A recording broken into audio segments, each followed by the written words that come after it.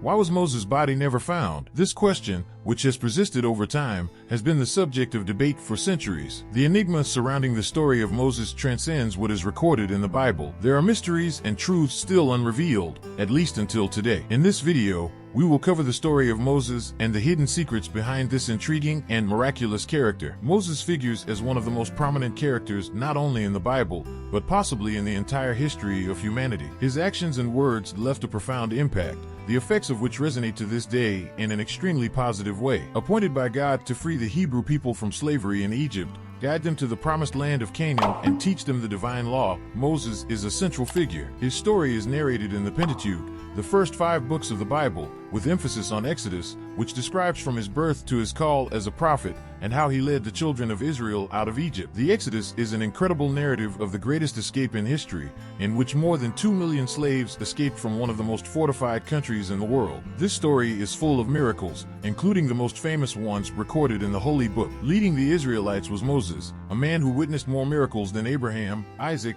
and Jacob combined. In addition to the miracles that occurred when God intervened on behalf of his people, some events may seem magical, such as the transformation of Moses' staff into a serpent. However, most of these events reveal overt natural manipulations, demonstrating divine power over creation for the benefit of his people. The story of Moses is full of examples like this. Let's explore in detail Moses' trajectory until his death. Moses came into the world in a dark period for his people. The Israelites, after settling in Egypt under the benevolent rule of Joseph, now suffered under the oppression of their Egyptian overlords. Pharaoh, fearing the rapid growth of the Israelite population, ordered the massacre of his children. Faced with this imminent threat, Moses' family was determined to save him from death. Initially, Moses was kept secret, but it soon became clear that a more audacious plan was needed. His mother hid him in a papyrus basket among the reeds on the bank of the river Nile, while his sister watched from afar. He was found by a daughter of Pharaoh while bathing in the river, and his own mother was called to breastfeed him. Raised as a nobleman in the Egyptian environment, Moses, despite his luxurious life, did not forget his origins and suffered with his enslaved countrymen. As the years passed, Moses grew up and witnessed the cruelty of the Egyptians against his people. One day, upon seeing an Egyptian beating a Hebrew slave, he intervened and ended up killing the oppressor, burying him in the sand to hide the evidence. However, the next day, while trying to break up a fight between 2 Hebrews, he was confronted by one of them, who knew of his previous act. Realizing that his life was in danger, Moses fled into the desert, becoming a fugitive from Egyptian justice.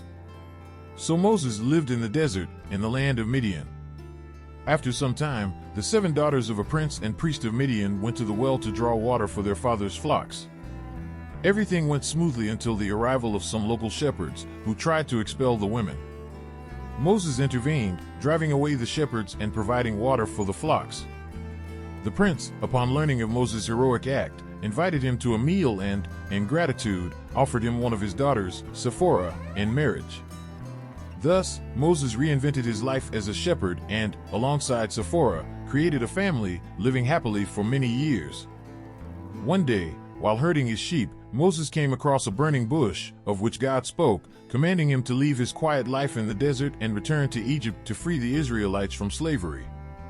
God declared that he had seen the oppression of the people in Egypt and heard their cries, deciding to deliver them from the hands of the Egyptians and lead them to a fertile land, where milk and honey flowed. The promised land of the Canaanites, Hittites, Amorites, Perizzites, Hivites, and Jebusites. Moses initially hesitated and made several excuses to avoid such responsibility. He felt inadequate and questioned his own authority to lead the people. He asked God, "Who am I, that I should go to Pharaoh and bring the children of Israel out of Egypt?" God, however, assured Moses that he would be with him. "Surely I will be with you, and this will be a sign to you that I sent you. When you have brought these people out of Egypt, you will serve God on this mountain." He revealed himself to Moses by telling him who was talking to him. And God said to Moses, "I am that I am." And he said, "Thus shalt thou say unto the children of Israel, The I am hath sent me unto you." He was somewhat reluctant to return to Egypt. However, he received from God the guarantee of his presence as a sign that he had been sent by the Almighty, whose name is, I am that I am. Moses also claimed not to be eloquent when speaking. Therefore, God allowed his brother Aaron to serve as his spokesman, declaring the message given to him by the Lord. At age 80, Moses confronted Pharaoh, demanding the release of his people. Faced with the refusal of the Egyptian sovereign, Moses unleashed a series of 10 plagues on Egypt. The plagues that ravaged Egypt were the manifestation of divine power. The water of the Nile River turned into blood, the invasion of frogs, the plague of lice and flies, the death of cattle, the appearance of ulcers, the rain of stones, the invasion of locusts, darkness, and, finally, the death of all the firstborn Egyptians. Only then did Pharaoh agree to release the Hebrews. However, upon realizing his decision, he changed his mind and ordered his troops to pursue them. Moses, guided by God, opened a path through the waters of the Red Sea with his rod, allowing the Hebrews to cross safely before the waves swallowed them, putting an end to the threat of Pharaoh's troops. Upon arriving at Mount Sinai, Moses climbed to the top, where he received the 2 tablets containing the 10 commandments and a series of laws that would regulate relationships between men. For 40 years, they wandered the desert until the entire generation of slaves died, leaving only those born free to enter the Promised Land. The Bible painstakingly details the journey of the Hebrews, events that would influence humanity for centuries. Upon arriving at the plains of Moab, near Mount Nebo, before Jericho, God showed Moses the entire land promised to Abraham, Isaac, and Jacob. However, he told him that he would not enter it. This is the land that I promised to Abraham, Isaac, and Jacob, when he said, I will give it to your descendants. I will show you this land, but you shall not enter it. Deuteronomy 34:4. Moses faced numerous trials in his leadership in the desert. The Israelites, often undisciplined and ungrateful, complained even after God repeatedly demonstrated his care for them. They felt the need for clear and effective instructions. After the military victory over the Amalekites, they camped at the foot of Mount Sinai, where God gave Moses the 10 Commandments, written with his own finger on 2 stone tablets. While Moses was on the mountain, the Israelites built a statue of a golden calf to worship. Upon returning and witnessing the idolatrous behavior, Moses erupted in fury, throwing the stone tablets with the commandments. Once again, he climbed the mountain to intercede for his people before God. Following divine instructions, Moses had to carve new tablets. He remained on the mountain fasting, praying, and talking to God for 40 days. When he finally came down, his face shone with the light of divine glory, which terrified the people. Moses, a great leader, died while leading his people towards the promised land of Canaan. To this day, Jews attribute the title of legislator of Israel to this biblical hero. However, despite all his blessings, Moses was not allowed to enter the promised land. You may be wondering why Moses could not enter the promised land. In Deuteronomy chapter 32 verses 51 and 52, God explains that it was because of their lack of trust and their failure to defend their holiness before the Israelites, specifically in the incident at the waters of Meribah Kadesh, as recorded in Numbers 20. In the wilderness of Sin, near the end of the 40 years of wandering, the Israelites ran out of water and blamed Moses and Aaron. The leaders were instructed by God to speak to the rock, which would then release water. However, Moses, apparently angered by the people's rebellion, struck the rock twice with his rod, instead of speaking to it as commanded by God. Although water gushed from the rock, God rebuked Moses and Aaron for not trusting him enough to honor him as a saint, depriving them of the privilege of leading the Israelites into the promised land. This punishment may seem harsh, but when we look closely at Moses' actions, we see several errors. He clearly disobeyed an order from God, choosing to use force instead of trusting the divine word. Previously, when God commanded Moses to strike a rock to extract water, Exodus 17, the circumstances were different and the divine instructions varied. Here, God wanted Moses to trust him, especially after years of close relationship between them. Furthermore, Moses seemed to attribute credit for the miracle to himself when he declared to the people that he himself would bring water from the rock, Numbers 20 and 10, rather than to God. Moses, by acting impulsively in front of the rock, committed a public error that could not go unpunished, considering the need to demonstrate God's holiness to the Israelites. The rock that gave water was used as a symbol of Christ, and they all drank the same spiritual drink, because they drank from the spiritual stone that followed them, and the stone was Christ. 1 Corinthians 10 and 4, just as Christ was crucified once, Hebrews 7 and 27, Moses, by striking the rock again, destroyed the biblical typology and, in a way, represented a second crucifixion of Christ.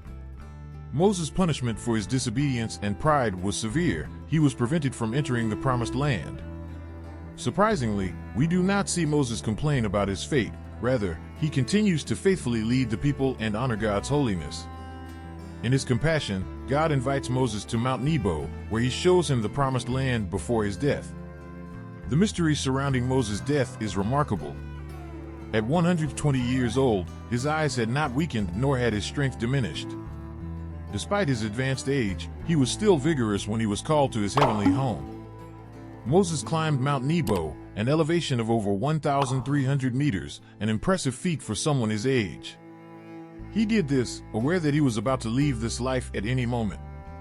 As he enjoyed his last glimpse of the promised land, a place he would never set foot on, he was satisfied. According to the word of the Lord, Moses passed away alone, but in peace. The account of his death is contained in the last 6 verses of the book of Deuteronomy, chapter 34. After his death came the burial. Verse 6 contains one of the most remarkable statements in the entire remarkable career of Moses, and he buried him in the valley in the land of Moab, opposite Beth Peor, and no one has known to this day the place of his burial. Moses is the only person in the Bible whom God personally buried. And afterwards the Lord hid his tomb. Why? Because this tomb could become a sanctuary, and therefore it was hidden by God. Thus, Moses' body was never found, making this one of the remarkable and mysterious moments about the story of Moses, as it is the spiritual warfare in the story of Moses and his death, especially highlighting the debate between the archangel Michael and the devil over the body of Moses, as mentioned in the Epistle of Jude in the New Testament. Jude mentions an intriguing episode involving a dispute between the archangel Michael and the devil over the body of Moses. This unique narrative is not elaborated on elsewhere in the Bible, leaving its purpose and context shrouded in mystery. However, this event suggests the existence of a spiritual battle between heavenly and evil forces, highlighting spiritual warfare that transcends human understanding. The paucity of explicit details about the dispute between Michael and the devil over Moses' body suggests a mysterious aspect of divine will. God often chooses not to reveal all the details of his designs and actions, leaving some aspects of the spiritual world hidden from us. This highlights God's enigmatic nature and his sovereignty over all events, known and unknown. The account of this dispute highlights the reality of spiritual warfare, where celestial and demonic forces are constantly engaged in conflict. It highlights that there is much more going on in the spiritual world than we can realize, and believers are involved in this battle through prayer, obedience, and faith. The way Michael chose not to utter an accusation against the devil, but rather to declare "the Lord rebuke you," highlights the importance of holiness and humility even in spiritual confrontations. This demonstrates that, even in contexts of spiritual warfare, there is a divine order and respect for God's authority. The treatment given to Moses' body after his death, with God burying him in secret, highlights that there are aspects of human destiny after death that are beyond our understanding. The Bible offers us glimpses of life after death, but it also emphasizes that there are mysteries that will only be fully revealed in eternity. In short, the episode of the dispute between Michael and the devil over the body of Moses emphasizes the complexity of the spiritual world, divine sovereignty, the importance of holiness, and the existence of mysteries that surround us, especially when it comes to spiritual issues and life after life. The death. These enigmas lead us to trust in God's wisdom and will, even when we do not fully understand his actions. Moses and his story serve as a reminder to Bible readers about the seriousness of obedience to God and the implications of our choices. As Proverbs 3 verses 5 and 6 reminds us, trust in the Lord with all your heart, and lean not on your own understanding. In all your ways acknowledge him, and he will make your path straight. Moses played a crucial role as a human instrument in the formation of the nation of Israel, transmitting the Torah to it. Although he was treated in the scriptures as the humblest of all men on earth, Numbers 12 and 3, he enjoyed unique privileges, with no later prophet in Israel comparing himself to Moses, with whom Jehovah spoke face to face, Deuteronomy 34 and 10. The author of Hebrews highlights Moses' unshakable faith in renouncing his position as the son of Pharaoh's daughter, Hebrews 11 and 24. Furthermore, he establishes a parallel between Moses and Christ, highlighting that Moses was a foreshadowing of Christ as mediator of the Old Covenant. This Old Covenant, in turn, pointed directly to Christ, finding its perfect fulfillment in him, Hebrews 3. Moses, recognized for his character and loyalty to God, demonstrated a deep concern for the honor of the Lord's name, Numbers 14 and 13. His position in the divine plan of the Old Testament was of extreme importance. Moses' reputation as God's chosen one lasted from the time of Joshua until the New Testament. He remained a symbol of faithfulness and leadership, inspiring later generations to follow his example of faith and obedience to the Lord. Given the extraordinary life of Moses, we are invited to reflect on the complexities of leadership, faith, and obedience. His journey, marked by triumphs and challenges, inspires us to examine our own lives in search of purpose and righteousness. The story of Moses reminds us of the importance of trusting God at all times, even the most difficult ones. I invite you to share your reflections on this story so rich and full of lessons. What lessons can we extract from Moses' experiences? How can we apply them to our lives today? If you like this content and want more inspiring stories and reflections on faith and life, be sure to subscribe to the channel and share with friends and family. Together, we can grow in wisdom and strengthen our spiritual path. And may we always remember the words of Psalm 106 verse 1, "Praise the Lord, for he is good, for his kindness endures forever." May we express gratitude to our God for his unwavering faithfulness and love.